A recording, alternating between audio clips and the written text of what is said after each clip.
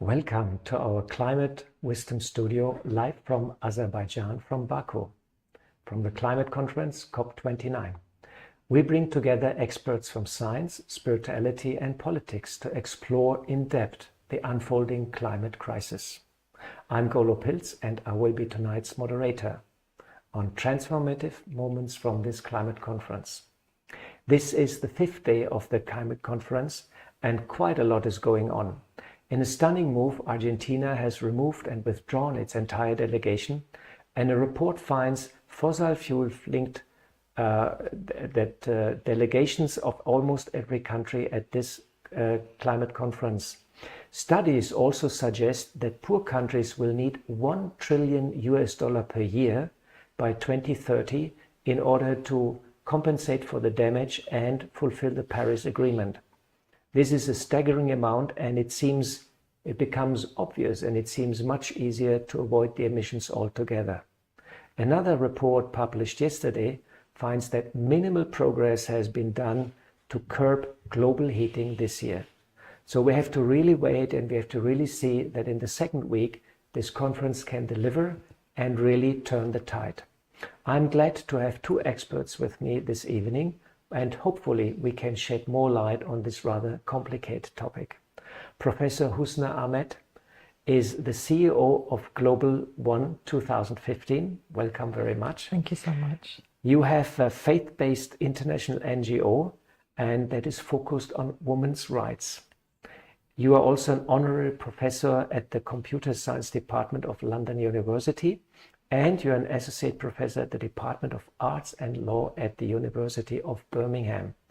You are an international speaker, author and thought leader focusing on faith, gender and the environment. Welcome. Thank you so much. We have also with us Maureen Goodman. You are the program director of the Brahma Kumaris in UK, and you have been to many climate change conferences, and you have been involved also in the interreligious dialogue. And you just came last week from the UN Biodiversity Conference in Colombia. Welcome, Maureen. Thank you very much. Thank you. Let us straight start with our interview. Husna, what is your personal motivation to come to this COP? And tell us a bit more about Global One and your activities here at the conference. First of all, thank you so much for inviting me. It's always an honor to come and join the Brahma Kumaris for any conversations and activities. I think as a Muslim, I'm a steward of the planet, and so it's vital that, in terms of advocacy and policy and amplifying the voices of people of faith in the climate space, it's very, very important that we're here and we're present. That is my motivation for being here.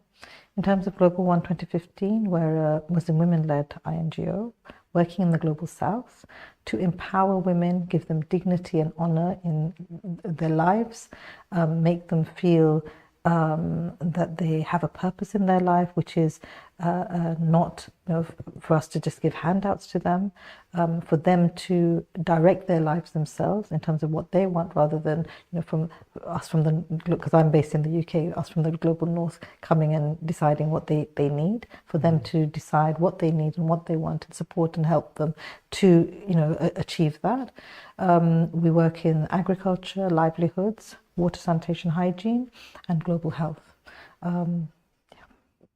And what are you doing here at the COP? What are your activities? So the activities at the COP is very much about advocacy and awareness raising, having opportunities to speak on different panels. I was just on a panel before this meeting, which was organized by the NGO Bureau of the Government of Azerbaijan, which I found very interesting, because they had given a good amount of time for the NGOs to have their voice and engage with the government. Also with the Faith Pavilion, which we had, I think it was mentioned before as well.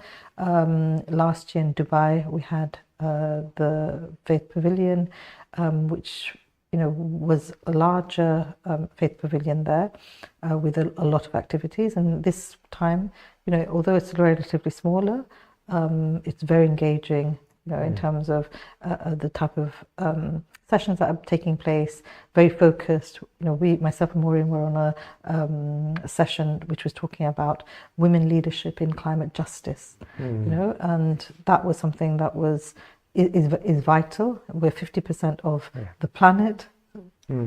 Yeah, I feel also that the gender issue is really important. And if you see the most vulnerable are the women and the children actually from climate change, it's so important to address that issue and really support women to build up resilience and to deal with the changes which are happening. Thanks very much for sharing what you're doing. It's very encouraging. Maureen, a totally different question, but somehow a bit connected. You are vegan and you believe that simplicity is kindness. There has been quite some disturbance at the COP recently because there was no vegan or vegetarian food available. And in a surprise move, the organizers said, okay, we'll organize it. Let's see that there will be now vegetarian, vegan food available. And can you tell us a bit what motivated you to go vegan? And often vegan food is overlooked, but the global food production, if you look into it, a vegan diet makes quite a lot of sense because of the carbon footprint and so on. And can a vegan diet bring significant reduction in emission and turn the tide? Oh. Share a bit your thoughts about that. Yes. I've been vegan for about 15 years now. And at first I took the decision for health reasons. I somehow didn't feel dairy was good for my body. And also I read some studies because there's been a lot of research on the connection between dairy and cancer, in particular breast cancer in women, I can never say the word right, prostate cancer in men. And I thought, well, why am I putting this into my body? But a few years later, began to understand the ethical issues. And firstly, that the meat industry, of course, I've been vegetarian for about, I think for 50 years actually. But the meat and dairy industry, it's very, very cruel. The dairy industry is as cruel. It causes a lot of suffering to animals. And so if you're eating food that is produced out of suffering, it's actually going to have an impact on you, on your health, and on your mental health and your spiritual health. Another aspect. In terms of emissions, meat and dairy production, it's the largest cause of biodiversity loss, the lack of tree cover, the degradation of land, and it contributes hugely to carbon emissions. So one is CO2, which comes from industry. The other is methane, which is, I think, about 30 times more of a contributor to global warming than CO2. It's 30 times more active than CO2. Oh, thank you. Well, I mean, I'm trying to get my figures straight. But the other is nitrous oxide, which is used on the land and for feed. And so much land is taken up to grow feed for the animals, which could feed the world instead, actually. And also the huge amount of water that goes into the meat and dairy industry. So on every level, it's really not good for us, for our health, or for the planet. So it's a win-win situation. It's completely a win-win situation. And so I'm a very strong advocate of a vegan diet. So it's a great move that the organizers provide now a vegan diet to the delegates, you know. It would be a great move if that was the only thing available. Here, the good news is here in the house we cook vegan. Yes. And I like it very much. It's actually quite nice. Thanks very much, Maureen, for sharing. And I hope more and more people will be inspired to look into the topic and make the choices for a good diet benefiting their health. There's one more thing I forgot to add. You know, we're the only mammals that drink milk after we're weaned. And the milk that goes to the calf is not suited. The growth hormone in it is for calves to grow. it's not suitable for us. One more reason to go vegan. So it's on every level not natural. Please, audience, go vegan now. You heard it. Wonderful. So we got a lot of good points about vegan diet, and let's hope this movement grows, and it will become mainstream in the near future, because it will help us also to deal with our emissions. Husna, coming to you back. Our topic today is transformative moments from the COP, and there's a lot of stuff going on, a lot of information, a lot of noise, but there are moments which stuck our memory, moments which give us hope, which we remember.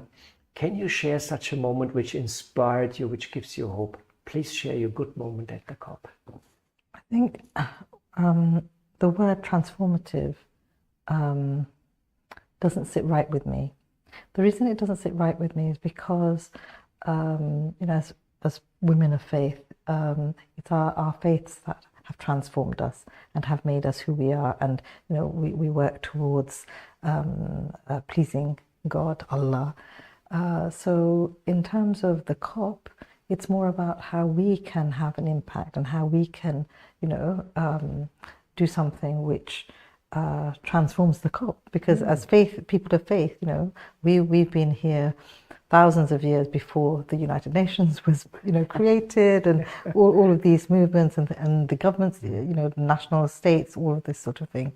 So I think people of faith, we had, and we need to return to the habits and the ways that we, of conservation, of living simple lives, living lives in balance. These are the things that had maintained the planet, for thousands of years. But industrialization, etc., I won't go into that. So for me, in terms of hope, moments of hope have been moments which I have shared with my fellow people of faith, for instance, with Maureen, with others within the Faith Pavilion, encountering people. And, I believe in destiny. So any interaction with somebody, it's not by chance. It's because it's been, written that I will encounter them, like sitting here with yourselves today. So, with the COP, the moments have been much more about the interactions which have brought joy and peace and love into my heart because of meeting somebody, or I've met them online or through for instance, Ummah for Earth is one of the organizations that I'm a part of, and that's a Muslim youth movement, which Global One is one of the founding organizations of. And so I met a couple of the people from Ummah for Earth, and it's the first time I've met them, having an immediate connection, and connectivity. I think those are the things. And you mentioned love previously, and I think love is something which is transformative and can really help and support and move things forward. So I don't think it's the COP that is transformative. It's us that bring that energy and vibrancy. Yeah. I like very much when you said the moment where your heart is being touched, because I feel when the heart is touched, it's a very powerful moment. Absolutely. And people have a realization. It's very deep. Wonderful. And also, I mean, this event that I mentioned that the government of Azerbaijan had put on, one thing that they had said is that this COP is about peace. And they were saying that they're calling for a ceasefire. After that they said it's for 1 month. But, the fact that it's calling for a ceasefire, for me, that is so important. Because with all the conflict and everything that we're seeing in the world in the past 1 year, it's, that's what we need. We need peace. We have a regular meditation. We meditate every morning, and we have meditation in the climate conference also, also for inner peace and for outer peace. And we had a discussion here also that peace is at the foundation also for a sensible COP process, because the nations have to trust each other, so we need good relations. A very important topic also. Thanks for sharing that and for addressing that point. Maureen, we talk, as you heard, about transformation. And we all know we have to change food, production, transportation sector, industry, energy, production, and so on and so on.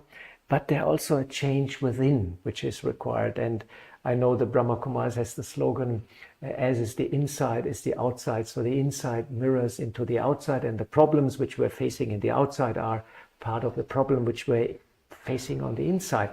Can you explain how there is the connection with the divine and how that empowers us to get a transformation of the inside and get rid of our inner negativities and free ourselves also from the trigger points? So how we can connect to the divine and how we can bring transformation of that inner world to shine to the outside world and bring transformation? It's a beautiful question, and I think you can look at our faces and know the answer. It's very important, this dimension, because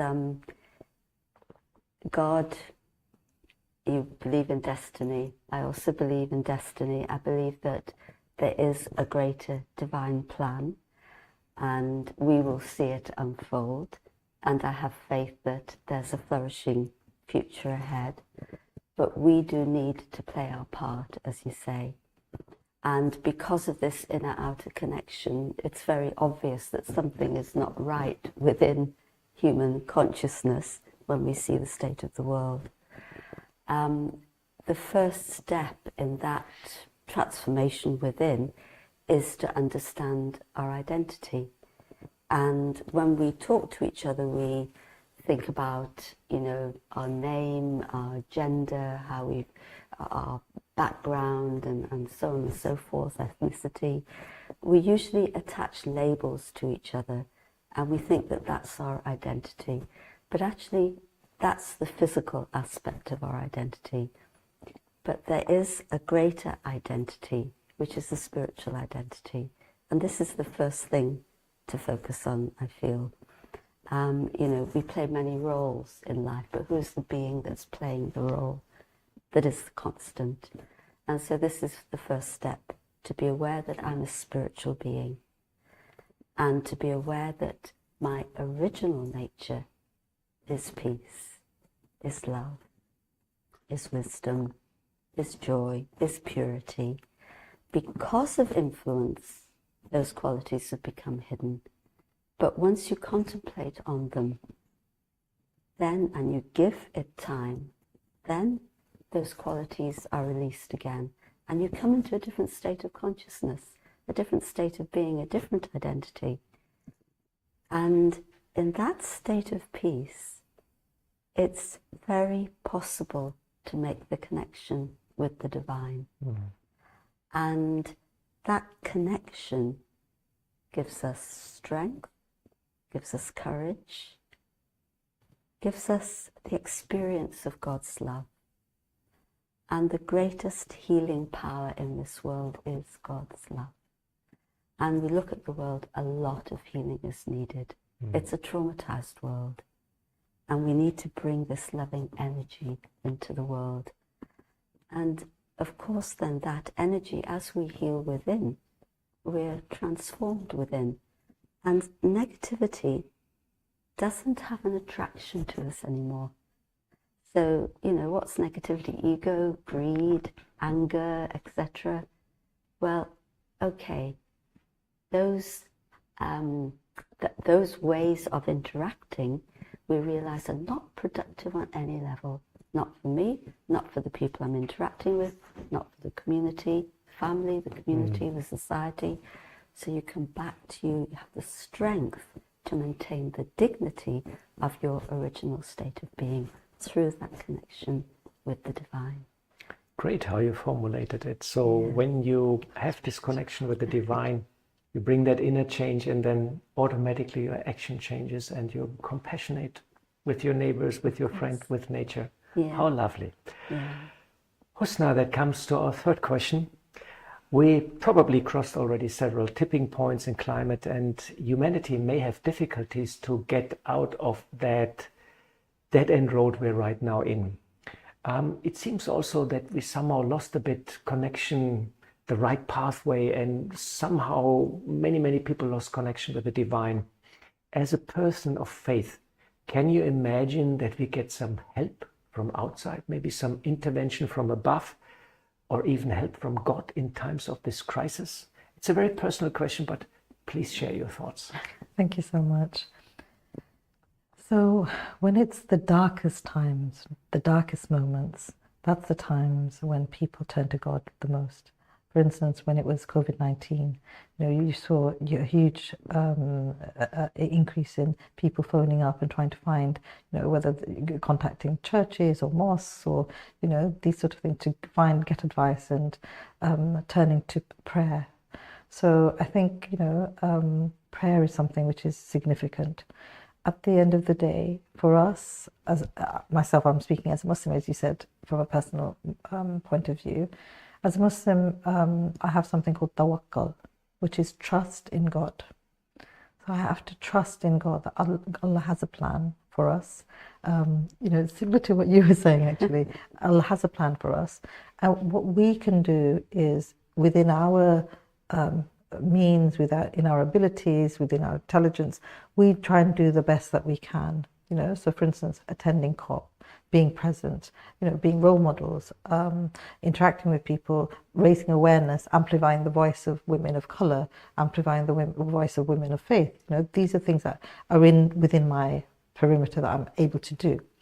But, I don't know what the results will be. So it's trusting in God that, trying to build a climate movement of people of faith, and bring secular organizations in as well. We also need to recognize that the faith communities don't have all the answers. We shouldn't feel that we have all the answers and we're going to be able to sort out the climate movement, climate issues. What we need to do is look at how we can work together with governments, with the private sector, with academia, together, and understand that this is one planet and we only have one planet, and we can't be thinking that, oh, we're going to save the rich people and the poor people in the global south can just go, whatever. That sort of attitude has to go now. We need to recognize that there is discrimination, there's racial discrimination, there's gender discrimination. All of these things need to be recognized and they need to be vocalized, and that's a role, for instance, we would have and we would do. But at the end of the day, God has a plan, and that plan will come to fruition, and also because I believe that we are transient on this planet. There is an afterlife, so the time that we have on this planet, we have to try and do the best that we can.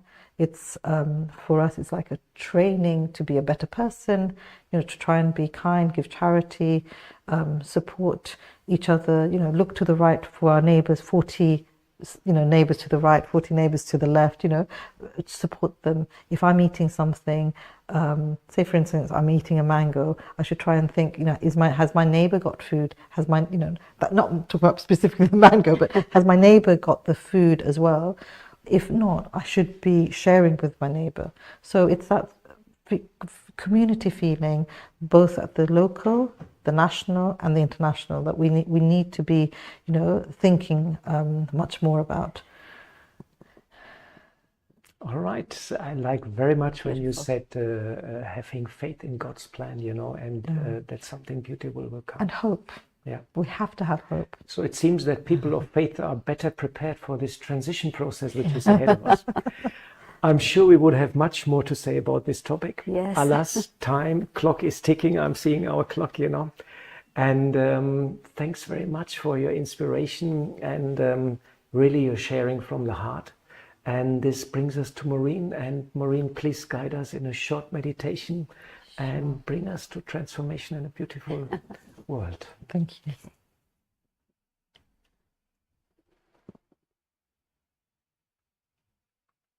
Let me remember my true identity.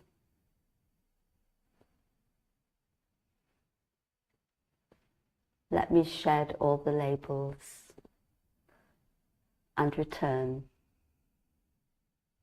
to my true eternal self, a spiritual being of peace, of love, of wisdom, of purity.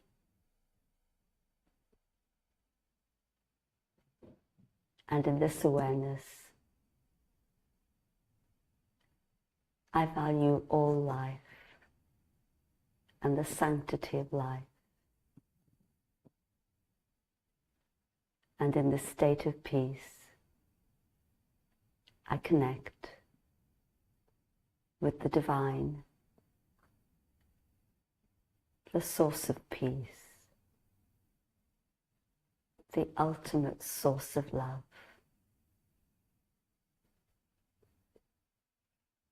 And as I experience God's love, I feel transformation happening within. And I also know that as I transform, God's love is having an impact on our world. With this transformation, we move towards a world of love where every living being can flourish. Thank you. How lovely. Thanks very much, Maureen. Thank you. For this meditation and your insight. And thanks, Husna, Yes. also for sharing from your heart. It's very much appreciated. Thanks also very much to our patrons and our sponsors and all the volunteers behind the camera which make this transmission possible. Please join us tomorrow for another very interesting session of Climate Wisdom live from Baku, from the Climate Conference. For details, please see our webpage. Last not least, thanks very much to our audience, for you to staying with us. And I hope you took some inspiration, you got some insights into the climate process and how God is touching our hearts. And nothing else left than to say thanks very much and goodbye.